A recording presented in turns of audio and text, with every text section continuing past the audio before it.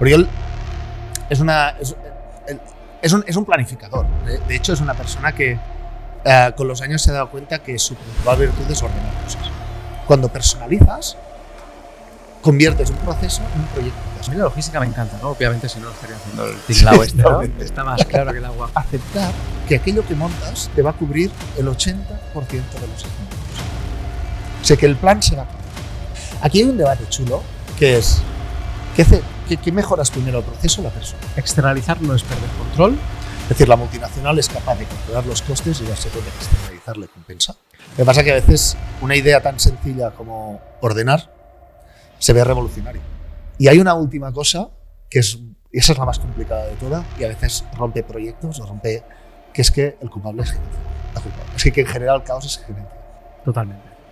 Muy buen cierre. ¿Verdad? Esto lo pondremos al principio, ¿eh? Qué fácil es explicar a veces las cosas, ¿eh?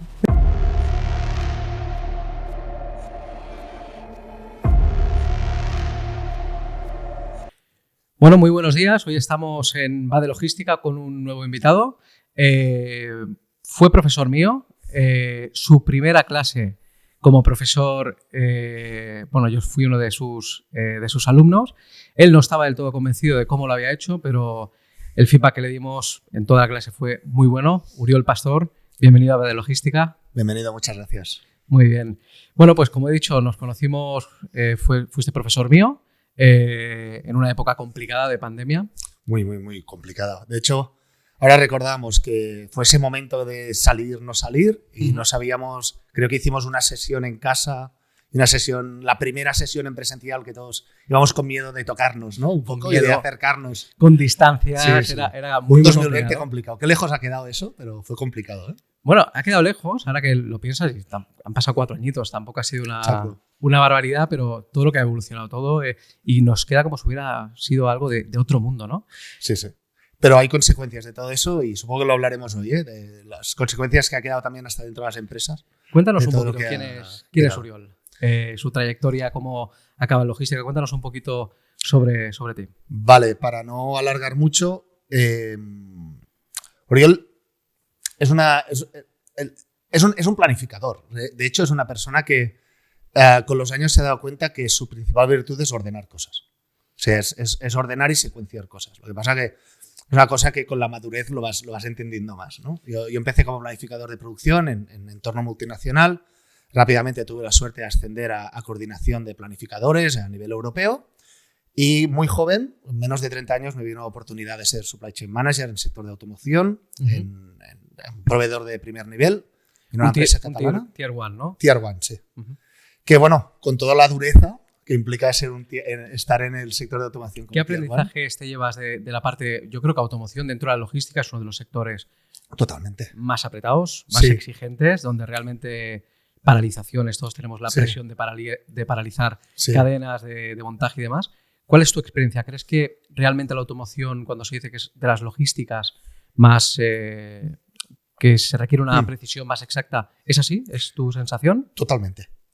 De hecho, me llevo como 2 aprendizajes de todo eso. Primero, descubrí, cuando estuve en automoción, estuve 7 años en automoción muy metido, con cambios de RP, con implementaciones Lean, con empresas que tenían que hacer proyectos muy fuertes con principales OEM.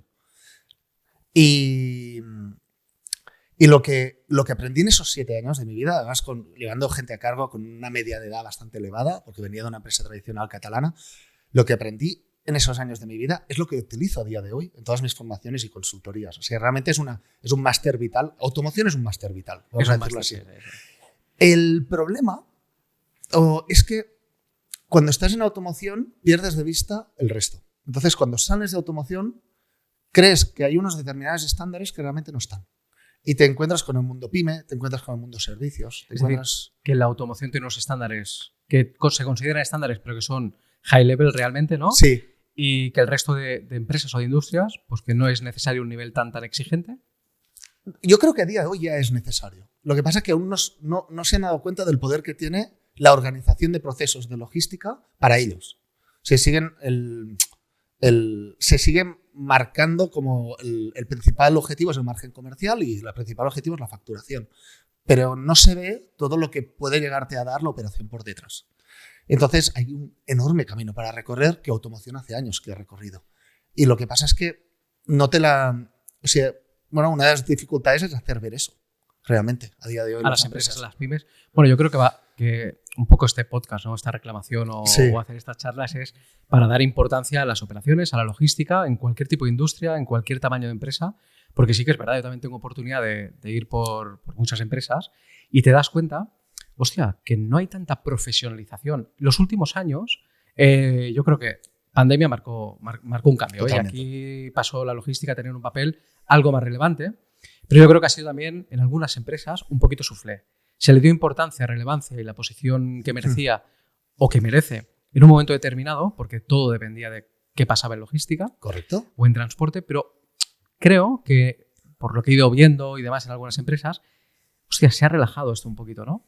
Pero sí que es cierto que se han formado muchísimo más a sus empleados, la gente que viene de escuelas y tal viene mucho más preparada, y yo creo que aquí sí que hemos hecho un upgrade importantísimo en el sector. Sí, aunque no sé si es por la pandemia o es por la propia necesidad del mercado. O sea, a mí hay una frase que me gusta mucho decir, que es que como sociedad nos hemos amazonizado. Es decir, que... ¿Nos hemos? Amazonizado, perdón. No sería capaz de decir la palabra. Es decir, me refiero a que nuestra exigencia como consumidores hacia Amazon, para deciros, de devoluciones rápidas, alto portafolio de producto, lo quiero mañana y me lo traes mañana, toda esta flexibilidad, toda esta rapidez, la estamos llevando a todos los ámbitos de la logística y de relación entre empresas. Entonces, este nivel de exigencia, no todas las empresas están siendo capaces de adaptarse a ella. Es que es exigencia, es inmediatez, Correcto. Bueno, es una situación que lo que hace es tensar las cadenas de suministro, poner un nivel de exigencia realmente muchísimo más elevado del que sería necesario, y eso nos lleva pues, a profesionalizar, a correr más, a tener procesos mucho más Entonces, apretados. o profesionalizas o empiezas a caotizarte. Y al empezar a caotizarte, no quiero decir que es el inicio del fin, ¿no? Pero hay un momento que hay que pararlo. Pero sí que es el inicio de la decadencia de una empresa. Y luego dar la vuelta quizá es... Cuesta. La parte...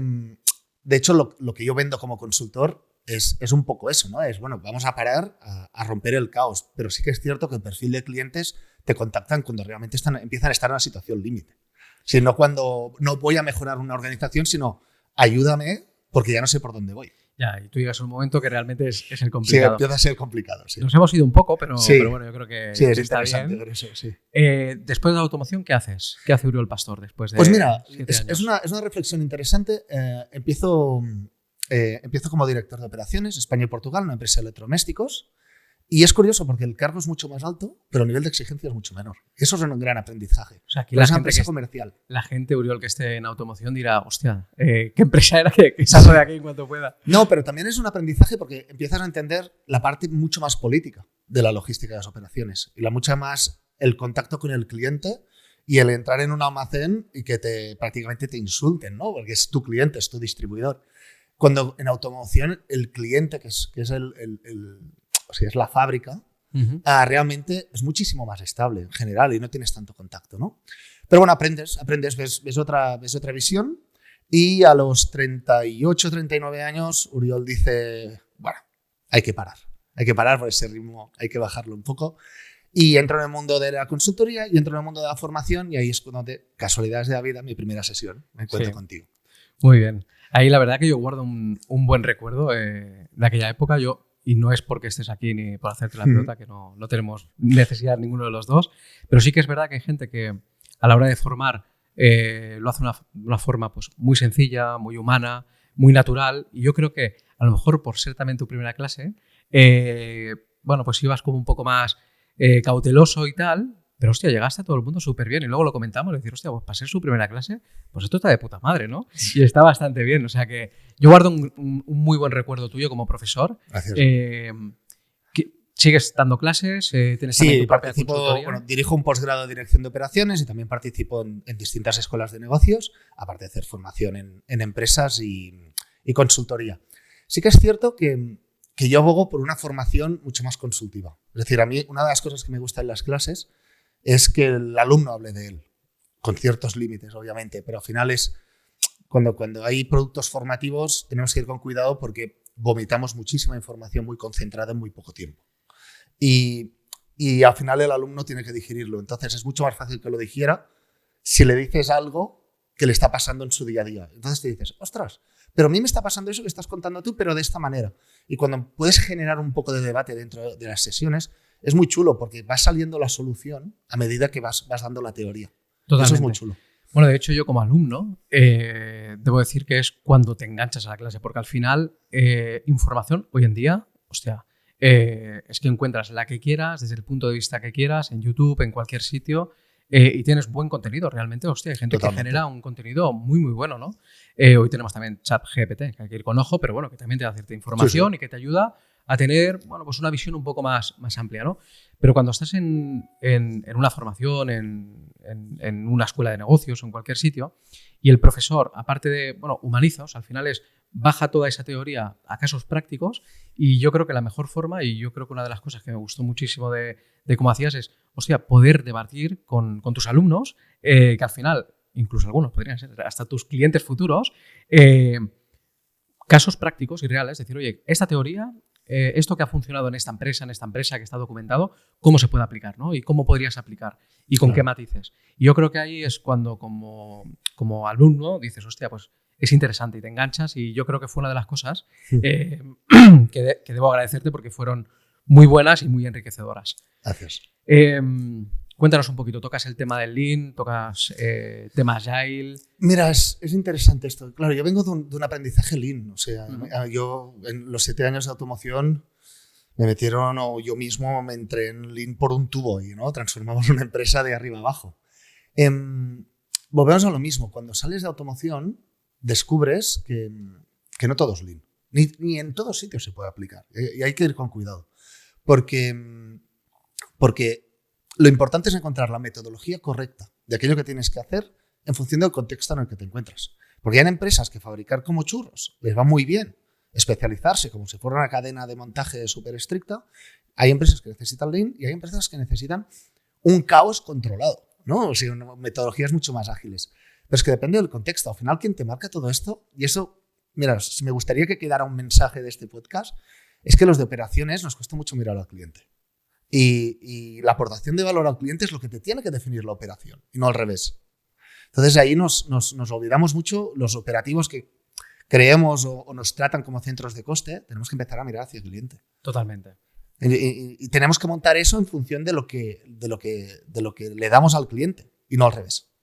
Tú decías alguna vez que se pone mucho foco en las herramientas, Sí. Pero que no se pone tanto foco, ¿no? en los procesos. Sí. Cuéntanos un poquito sobre esto. Mira, ahora no es que quiera llevar la contraria a toda la moda ChatGPT 4.0 y yo no todo soy esto. muy ChatGPTista, pero, No, pero sí que es verdad que de vez en cuando le pregunto cosas y digo, me cago en la hostia, tío. ¿Cómo controla el bicho ese? Sí, sí, sí.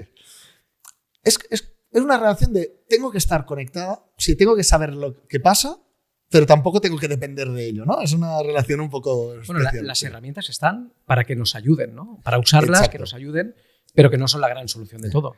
Yo te hablaba del mundo pyme, ¿no? O sea, al final el mundo pyme tiene muchísimas aristas y tiene muchísimas velocidades. Y sí que es cierto que existe cada vez más una brecha digital entre lo que es el mundo multinacional y el mundo pyme. Pero el problema es que nos apoyamos en las herramientas digitales que a día de hoy llamamos 4.0, lo que hace años le llamábamos un ERP o un SGA o un CRM o lo que sea, como la solución a nuestros problemas. Y creo que es un error.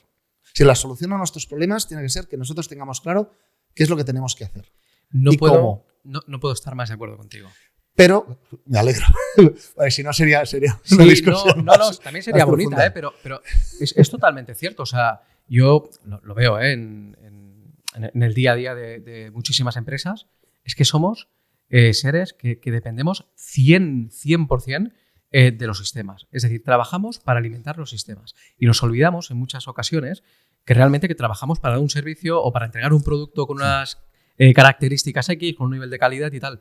Y es que estamos burocratizando muchísimas veces a través de los RPs, de los CRMs, cosas que dices, hostia, sí, son importantes, que queden registrados ciertos datos, ciertas cosas, pero es que no trabajamos solo para eso. O sea, Lo que se busca al final de todo esto es tener un buen servicio, es tener un buen producto, es vender más y aumentar márgenes. O sea, va de esto las empresas, ¿no? Y cuando interaccionas con empresas te das cuenta que hay empresas que dicen, no, me voy a gastar 150.000 euros el año que viene en esta herramienta porque me va a solucionar este problema. Y claro, y a veces es duro decirle a un gerente que se ha gastado eso y decir, no, para solucionar el problema tienes que poner orden. Y la herramienta te va a acelerar la solución, pero la solución es poner orden. Entonces, lo que sí que hacer una inversión en herramientas, lo que te obliga muchas veces es que no tienes más remedio que atacar el problema. Porque ya que has hecho la inversión, lo atacas. Pero precisamente últimamente estoy yendo hacia mensajes de, vamos a básicos, porque el caos se soluciona con básicos, no con herramientas. Las herramientas nos van a ayudar a potenciarlo. Tú comentabas en algún foro que hay como 4 ejes principales, ¿no?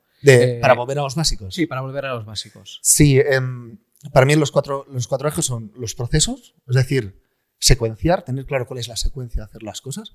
Que eso parece muy básico, pero te sorprenderías la cantidad de empresas que preguntas cuál es el orden desde que entra un pedido hasta que se entrega toda la secuencia de actividades que se hacen, y no todo el mundo lo tiene tan claro. O sea, ¿crees que en los procesos, yo lo he vivido, dependiendo el usuario, tiene un proceso en su mente que es distinto al que tiene el compañero que tiene al lado?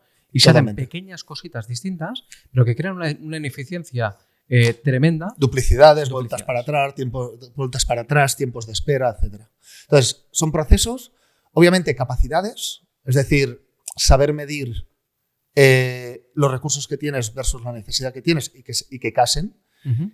Y cuando hablábamos antes de la amazonización, la época post-COVID, esto se ha hecho mucho más difícil ahora, porque antes nos vamos a teoría, el cuello de botella era fácil, lo identificabas y intentabas atracar el cuello de botella. A día de hoy el problema es que el cuello de botella se mueve, porque como cada cosa es más personalizada. O sea, que el cuello de botella es móvil. Es móvil, es decir, si te fijas, la mayoría de empresas, piensa un poco en el servicio que tú vendes. Uh-huh. La mayoría de empresas ya no vende un producto estandarizado, porque el cliente le exige la personalización de su producto. Cuando personalizas, conviertes un proceso en un proyecto casi.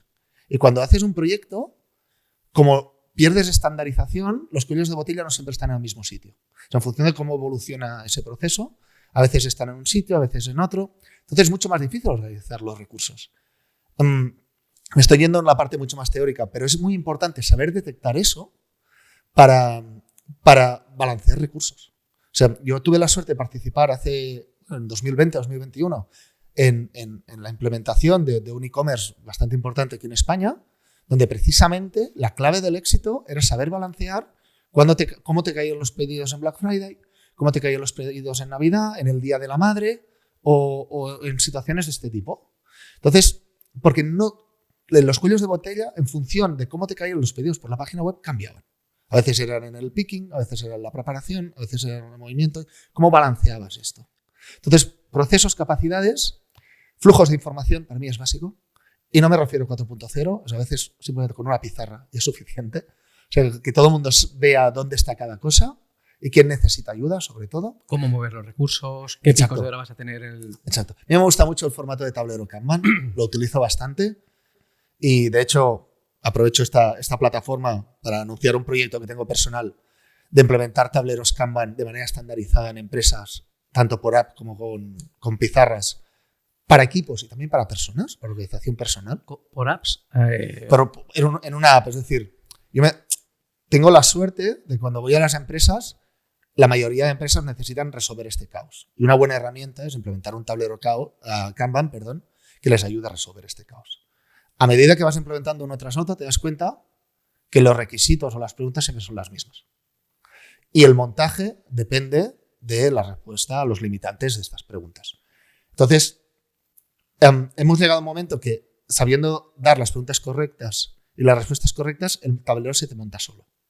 Entonces, hay un proyecto aquí personal detrás. Muy bien. Se llama organización de procesos, precisamente, donde vía tablero física o vía app, en función de la respuesta a estas preguntas, te va a construir el tablero.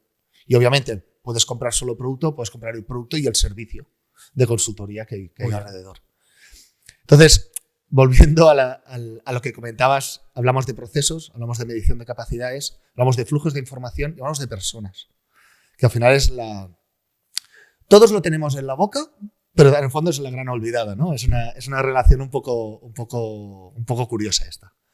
Pero al final necesitamos que sean las personas las que ejecuten, no ChatGPT. Totalmente. No, yo creo que puedes ayudar con todas esas herramientas, ¿no? De tableros, de informar muy bien, de trabajar muy bien esos cuellos de botella que cuando son móviles o tal, es perfecto, pero claro, tienes que tener un personal cualificado, motivado, que tenga ganas, que sepa lo que tiene que hacer. Y sí que es verdad, yo creo que por mucho que evolucione todo el tema de automatizaciones, digitalización y todo esto, las personas siempre van a estar detrás y van a jugar un papel fundamental. Sí, a mí hay una palabra también que me gusta mucho, aparte de amazonización, que hemos dicho antes, que es no solo tenemos que trabajar la automatización, cuidado, la automatización es necesaria, o sea, si hay procesos repetitivos hay que automatizarlos porque las personas no aportan valor allí. Pero me gusta mucho la palabra que es autonomización. Es ayudar a las personas a que aprendan de manera autónoma qué tienen que hacer en cada momento. Es decir, crear un marco de trabajo, criterios bases, que haga que la gente no tenga que decidir constantemente.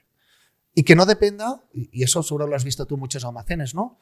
Cada vez que me encuentro con un problema, voy arriba a preguntar qué es lo que tengo que hacer, ¿no? Pues establezco un marco de trabajo, cuando te encuentras ese problema, haces esto. Cuando te encuentres ese problema, haces esto.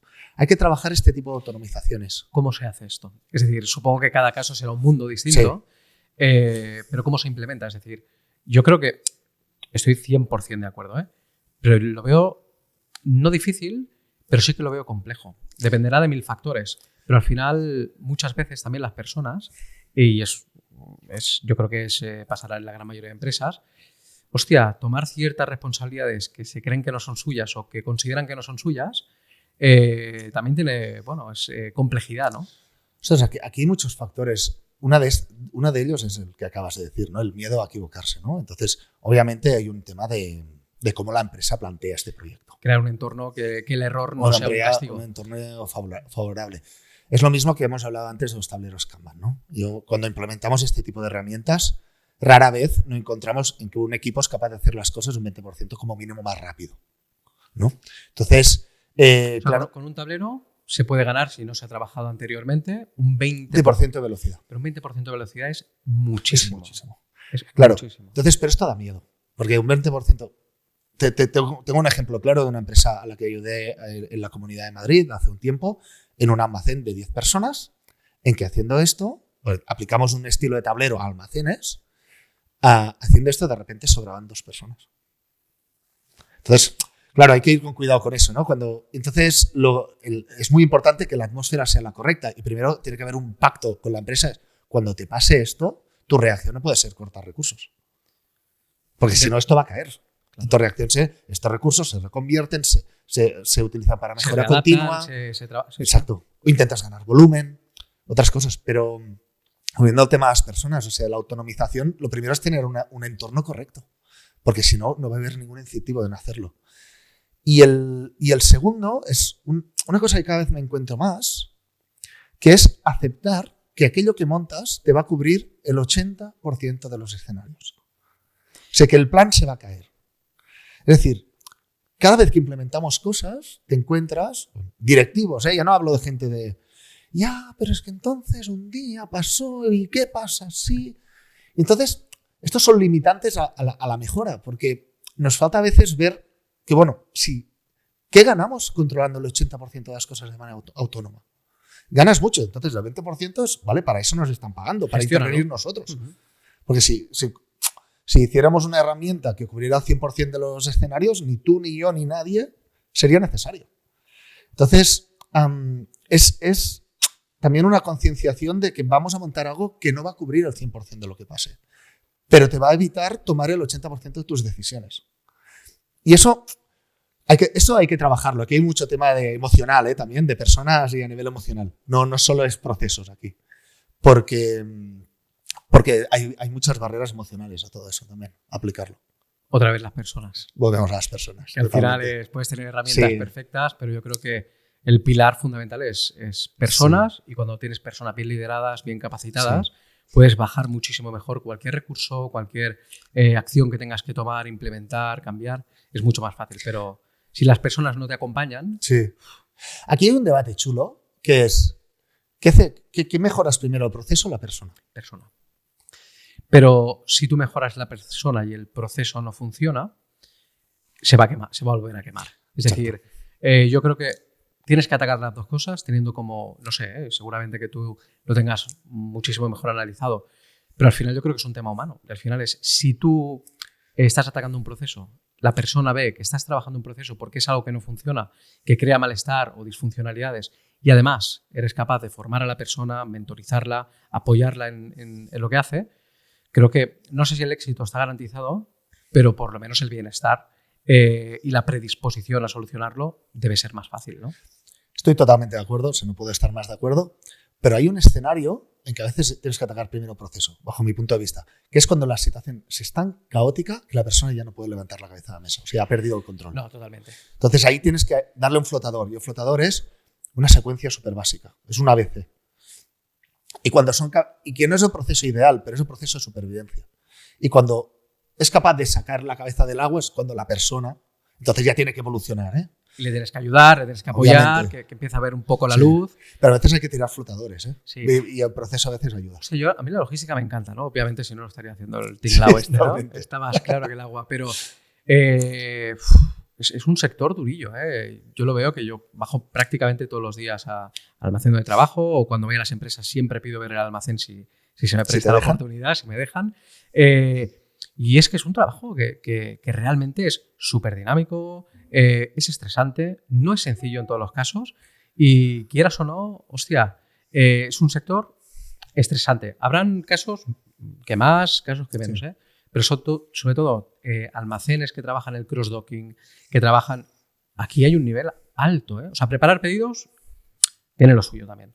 Pero lo que es el cross-docking, camiones de línea que tienen una hora para salir si no llegan al siguiente punto y tal, eso es una pasada. O sea, realmente hay una tensión ahí que tiene que estar todo súper bien planificado. Hay de hecho, hasta yo te diría, te lo vinculo con la automoción, porque creo que tiene bastantes similitudes.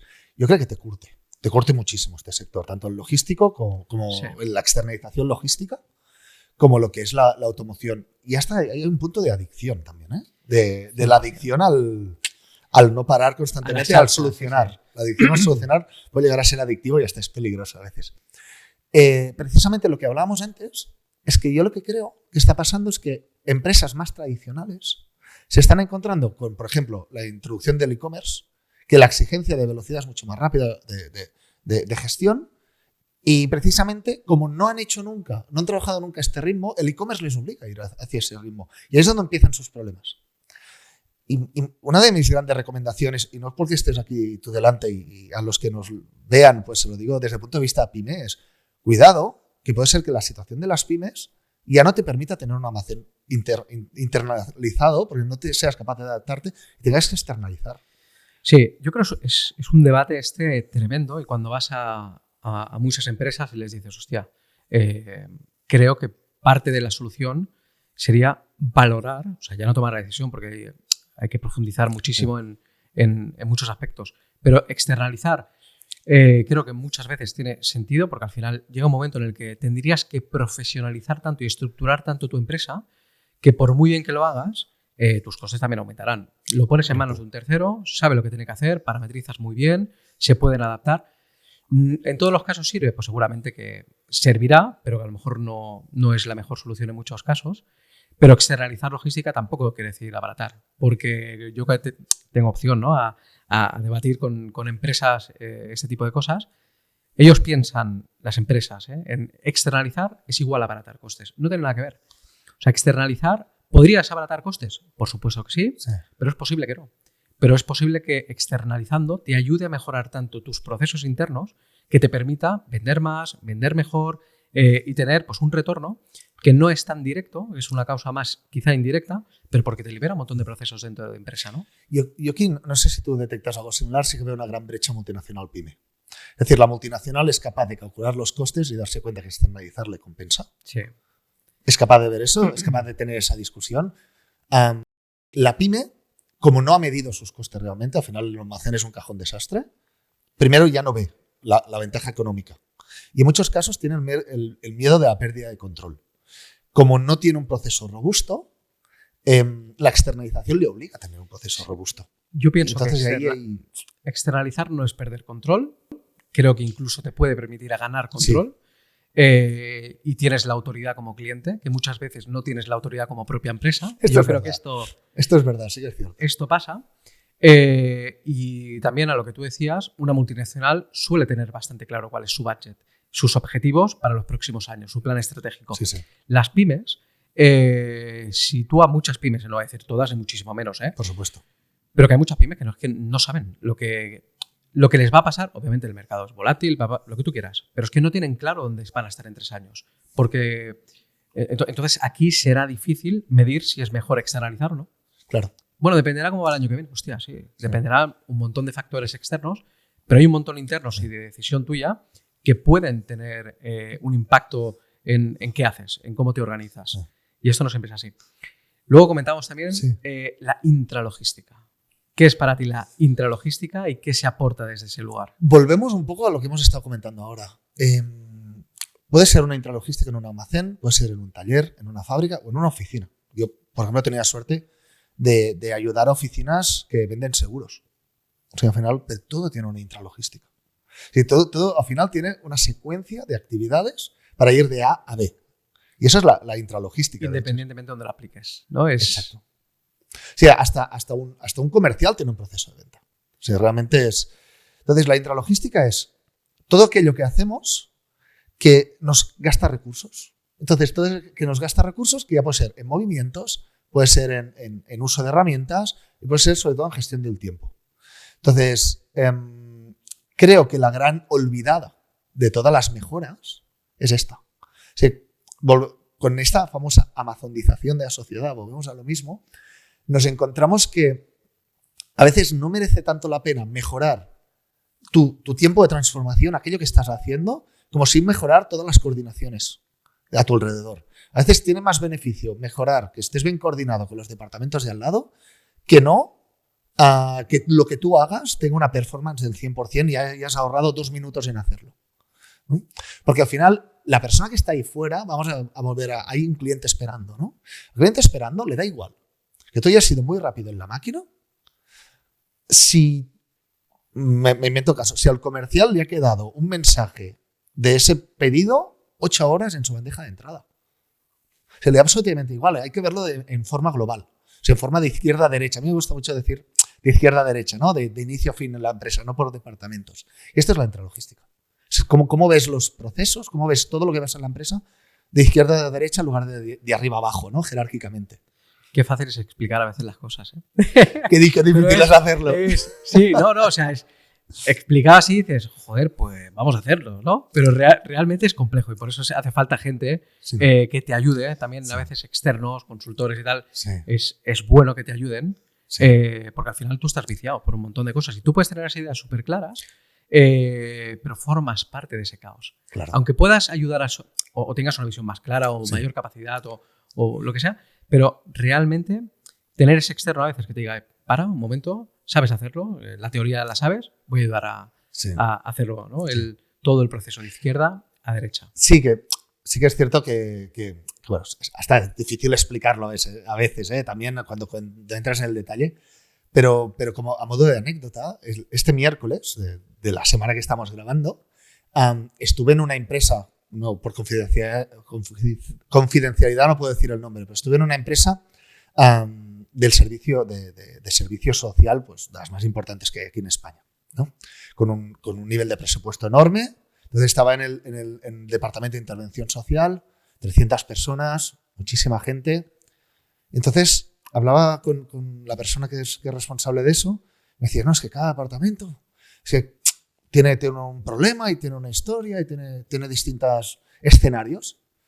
Y al final yo me lo miraba y decía, fíjate que al final todos hacen lo mismo. O sea, recibo una petición, analizo la petición, la valido, busco qué herramienta aplicar, busco presupuesto a aplicar de la herramienta, aplicamos la herramienta y validamos que se ha aplicado. Sí, son los mismos pasos en todos sitios. Por tanto, es decir, deja de pensar en departamentos, empieza a pensar de izquierda a derecha. Que cualquier persona hace los mismos pasos. Entonces, si tú lo ves así, es mucho más fácil que entre departamentos se ayuden. O buscar sinergias entre departamentos de la recepción de información, O como al mirar herramientas puedo mirar herramientas de otros departamentos para dar mejor servicio, pero no tener que hacer los procesos 3 veces, sino que con uno solo puedo hacerlo todo, etcétera, etcétera, ¿no? Y es un cambio de paradigma curioso, ¿no? Hay que dejar de mirarlo por departamento, hay que mirarlo de izquierda a derecha. O sea, ya sé que es muy fácil decirlo, ¿eh? Pero... Sí, no, tiene todo el sentido. Lo explicas muy bien. Sí. Es fácil explicarlo. Sí. Bueno, sí, hay que tener muy claro el proceso. Pero es que es difícil implementarlo. Yo creo que empresas o personas que os dedicáis a ayudar a empresas a mejorar sus procesos, es fundamental que echéis un cable en determinados momentos. Yo lo que diría es, y yo creo que pasa en todas las empresas, hasta que no tienes un tinglao ya que es indomable, que va a petar, que le ves las orejas al lobo, no haces nada. Y muchas veces, hostia, de vez en cuando tener alguien que venga, que te revise, que te ayude a... Bueno, pues como el coche, ¿no? Antes de que pete la junta culata, coño, pues ves una revisión, cambiar las 4 cositas y a lo mejor te aguanta unos kilómetros más, ¿no? Sí, exacto. Pues sí. A lo mejor es algo bastante similar, ¿no? Sí. Lo que pasa es que a veces una idea tan sencilla como ordenar se ve revolucionario. Y, y se ve un reto, ¿eh? Eso para la persona es un reto, ¿eh? Bueno, y cómo caen las empresas. También, cuando tú vas a una empresa, no sé si tienes alguna experiencia así similar o no, pero tú vas a una empresa y cómo te ve el resto de personal. Quien te contrata lo tiene bastante claro. Y el resto de personal, ¿cómo ven? Decir, hostia, este que viene de fuera, a ver aquí qué nos hacen. A ver, aquí hay matices, ¿no? Si quien me contrata es gerencia, habitualmente el mensaje es, ven, perdón la expresión, porque esto es una M... Ven, porque este departamento es una M... O porque hacemos esto y lo hacemos fatal. Por tanto, y es un poco hasta agresivo, ¿no? El mensaje, vamos a ir hacia ahí. Entonces, obviamente, no entras bien. No entras con buen pie, ¿no? Porque viene un tío de fuera a decirte cómo tienes que hacer las cosas. Miserias, ¿no? Exacto. Entonces, y además, yo hago una cosa que debo hacerlo, porque a veces yo creo mucho en los proyectos como muy intensivos, ¿no? De inicio a fin, para no alargar las cosas, ¿no? Entonces, tengo tendencia adrede a simplificar mucho las cosas. Es decir, como la otra persona me va a decir que su escenario es muy complicado, su empresa es muy difícil, tú no sabes lo que yo vivo cada día, entonces yo me tengo que ir al otro extremo, que es, pues esto es muy fácil.